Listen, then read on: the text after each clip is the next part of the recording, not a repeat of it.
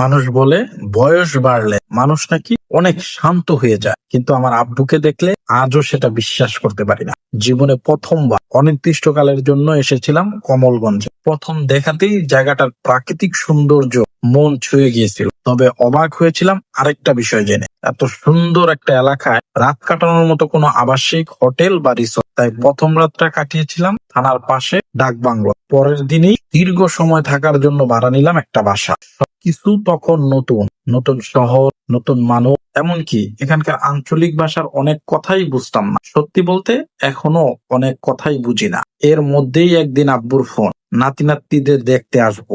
আমি অনেক বুঝিয়েছিলাম, আব্বু আরেকটা মাস পরে আসো। আমি নিজেই এখনো নতুন, জায়গাগুলোও ঠিক মতো চিনি না, কিন্তু নাতি নাতনিদের দেখার টান যে কোনো যুক্তির চেয়েও বড়। তিনি ঠিকই চলে এলেন। কয়েকদিন পর আব্বুকে আর বড় মেয়েকে নিয়ে গেলাম গ্র্যান্ড সুলতান হোটেলের পাশে চা বাগানে।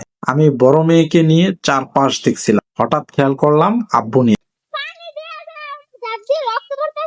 চারদিকে তাকিয়ে দেখি তিনি একাই ছোট ছোট টিলা বেয়ে উঠে যাচ্ছে, মুখে শিশুর মতন হাসি, চোখে নতুন কিছু আবিষ্কারের আনন্দ। সেদিন মনে হলো মানুষের বয়স হয়, কিন্তু মনের বয়স হয় না। হয়তো এ কারণেই প্রকৃতি আর নাতি নাতনিদের ভালোবাসা একজন বাবাকেও আবার ছোট্ট শিশুর মতো আনন্দে ভরিয়ে দিতে পারে। আজও সেই দৃশ্যটা মনে পড়লে অজান্তেই হাসি পেয়ে যায়, কারণ পরিবারের সঙ্গে কাটানো এমন সাধারণ মুহূর্তগুলো একদিন জীবনের সবচেয়ে অসাধারণ স্মৃতি হয়ে থাকে। আপনার বাবাও কি নাতি নাতনিদের সঙ্গে থাকলে এমন শিশু হয়ে যায়? কমেন্টে আপনারা অভিজ্ঞতা জানাতে ভুলবেন না।